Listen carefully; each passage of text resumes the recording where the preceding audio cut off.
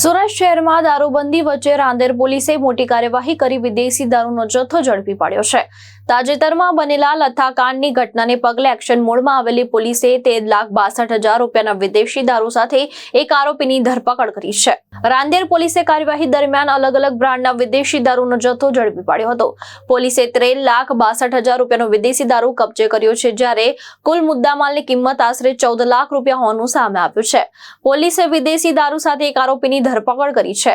આરોપી દારૂનો જથ્થો ક્યાંથી લાવ્યો હતો અને ક્યાં સપ્લાય કરવાનો હતો તે દિશામાં રાંદેર પોલીસે વધુ તપાસ હાથ ધરી છે।